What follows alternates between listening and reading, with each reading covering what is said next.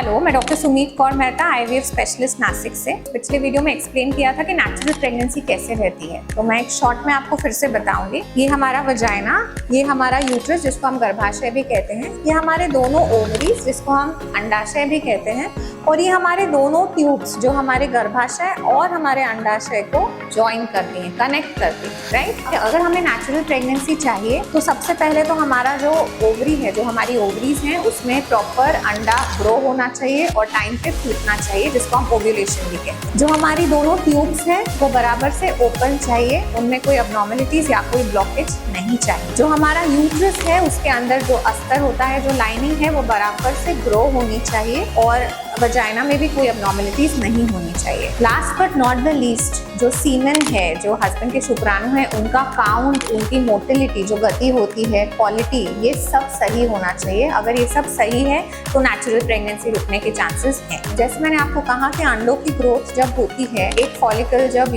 फूटता है बड़ा साइज होने के बाद, जैसे मैंने कहा कि ये हमारी ओवरीज हैं, राइट। तो हर महीने एक अंडा बड़ा होके फूटता है, जिसको हम ओव्यूलेशन भी कहते हैं, राइट। तो वो जो अंडा है उसको ट्यूब कैच करती है और तब अगर संबंध आए तो स्पर्म्स जो है वो यहाँ स्विम करके एक स्पर्म जो है वो अंडे को मिलके फर्टिलाइजेशन ट्यूब में होता है, राइट। अगर हमारे ट्यूब में ही ब्लॉकेज रहे तो फर्टिलाइजेशन पॉसिबल नहीं है और नेचुरल प्रेगनेंसी पॉसिबल नहीं है। कैसे फाइंड आउट किया जाए कि ये ट्यूब्स हमारी ओपन है या नहीं? इसके लिए बहुत इंपॉर्टेंट, बहुत बेसिक टेस्ट किया जाता है, जिसको हम SSG भी कहते हैं, दैट इज सोनो साल्पिंगोग्राफी। उसमें हम क्या करते हैं कि पेशेंट को बुलाते हैं। अभी हमारे हॉस्पिटल में जब सपोज एक पेशेंट आया है तो नॉर्मली हम ये जो टेस्ट करते हैं ये साइकिल के 8वें या 9वें दिन पे करते हैं। मतलब हम पेशेंट को ऐसे एक्सप्लेन करते हैं कि अगर आज आपको पीरियड आया तो आज आपका पहला दिन है, फिर वहां से आप गिनिए, और नॉर्मली 8वें या 9वें दिन पे हम ये टेस्ट करते हैं। पेशेंट जब आते हैं तो पेशेंट को हम एक इंजेक्शन देते हैं, पेन किलर। पेशेंट को हम एक्सप्लेन करते हैं पूरा प्रोसीजर, पेशेंट से हम कंसेंट लेते हैं और फिर सोनोग्राफी रूम में हम पेशेंट को ले जाते हैं। नीचे से हम एक कैथेटर डालते हैं अंदर,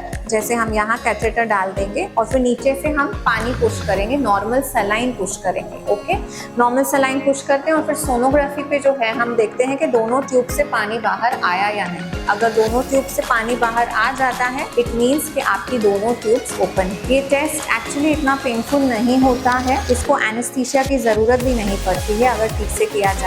इसके कंपैरिजन में और दो टेस्ट होती हैं जिसको हम कहते हैं, एक होता है HSG, हिस्टोसाल्पिंगोग्राफी। उसके एक्चुअली डिसएडवांटेजेस ये होते हैं कि जब हम HSG करते हैं तो हमें एक्सरे रेडिएशन जो होता है उसका एक डर होता है, वो हमें रेडिएशन मिलती है, और दूसरा वो थोड़ा सा ज्यादा पेनफुल होता है SSG से, अदरवाइज वो भी रिजल्ट हमें अच्छे से दे सकता है। और तीसरा जो होता है वो होता है दूरबीन द्वारे, मतलब लैप्रोस्कोपी, लेकिन उसमें डिसएडवांटेजेस ये हैं कि उसमें कॉस्ट आपका काफी बढ़ जाता है और पेशेंट को भूल एनेस्थीसिया भी देना पड़ता है। तो नॉर्मली जो फर्स्ट स्टेप है हम ट्यूब्स चेक करने के लिए जो यूज करते हैं, दैट इज SSG। अगर हमें SSG पे लगता है कि कहीं कोई ब्लॉकेज है तो फिर हम पेशेंट को दूरबीन या फिर लैप्रोस्कोपी की एडवाइस। Thank you.